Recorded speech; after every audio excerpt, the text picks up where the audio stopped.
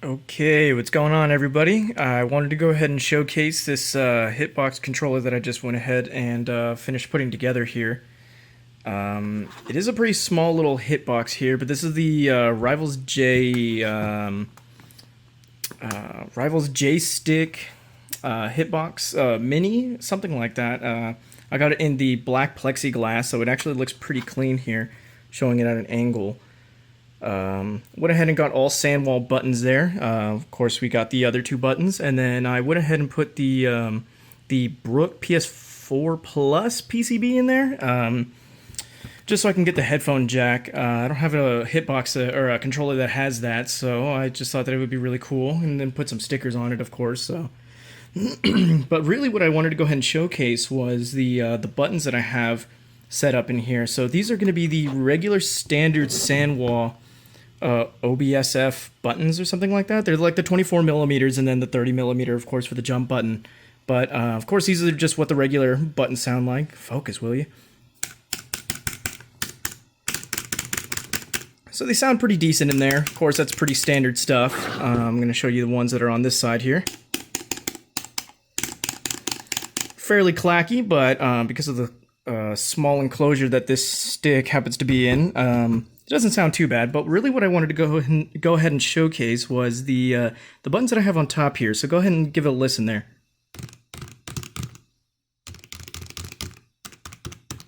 So as you can tell, they're pretty quiet. They sound more like a low thud than the high clack, or a mid-high clack that, like, the regular ones on the side sound like.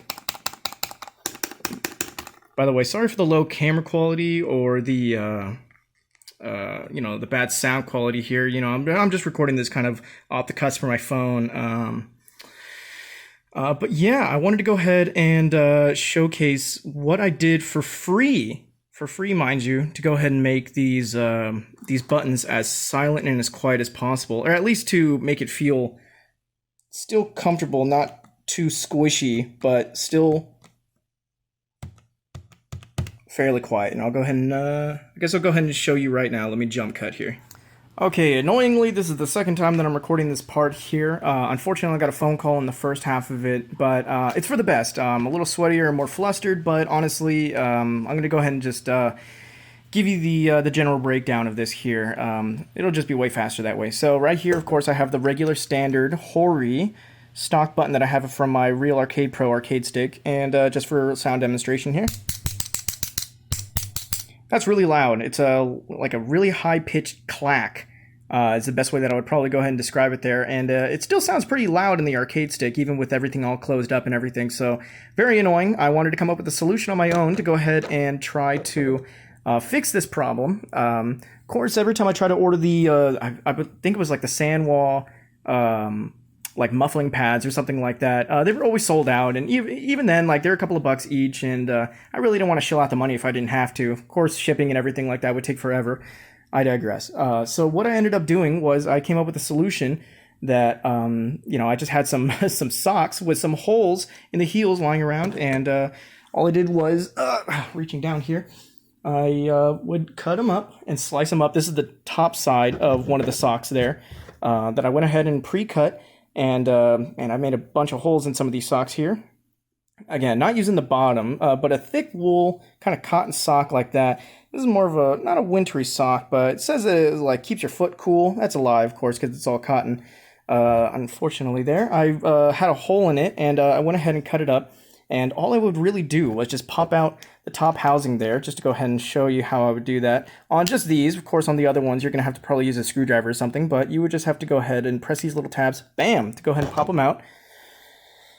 And then you get that. So all I did was I would just go ahead and get the sock. So you can see I already kind of had one from the first run that I did, but I would just go ahead and hold it down with my thumb, and I would just cut a circle, and I would just continue to swivel and turn as I was cutting until I had a little disc shape like this. So the size that I went ahead and shot for was just about the whole diameter, just barely peeking out of the sides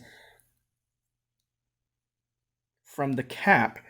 Of course, you're going to want to maybe trim it up a little bit to, if it's too muffled or a little bit too snug of a fit, you're going to want to go ahead and fix it up a little bit. And then all I did was just pinch it halfway like that, and I would get the scissors and I would just barely just snip right there in the middle so I can make a little housing, little thing like that, whatever. And then I would just go ahead and fit it like that. The inside of the sock I would go ahead and have face down. I don't know if it really matters too much, but I just would do it just something like that. Just like that. So then, to go ahead and put this thing back on here. This one, again, this is the second time I've done this video, so I already trimmed this one up a little bit there, but, you know, it's going to take you some practice to go ahead and get it right on the first try there. But I'm going to go ahead and explain to you the sound difference here. Check this out. So, regular one on the right, the sock one on the left there, so. Again, pretty loud, and then we have the one on the left.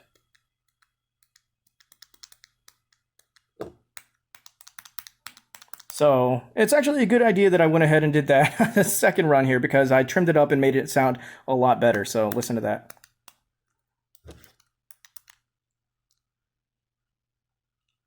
So there's a little bit of a height difference, obviously, because there's a sock in there. But me personally, I don't think it makes that big of a difference because it still feels really, really good whenever it's being pressed. Doesn't make too big of a difference there. Just for demonstration's sake, hold on. This is going to be the last time that I showcase my Real Arcade Pro here. So the first time that I went ahead and did this, I kind of rushed the job, and I think it sounds okay. So just for comparison's sake again. And then these are the sock ones.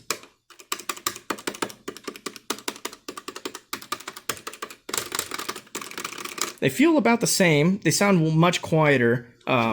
So that job I did a pretty decent one on, but where it really comes into play was this Brook one, the one that I made here, this small little mini RivalsJStick. So just give a listen there again.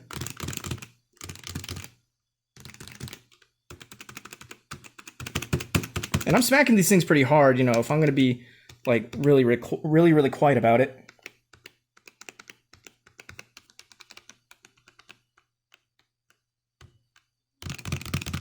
So these buttons sound pretty great, but yeah, I wanted to go ahead and just showcase that to you of my little method on making the silent buttons there. And like I said, for free, I just had some, you know, ripped socks lying around that I went ahead and repurposed for it.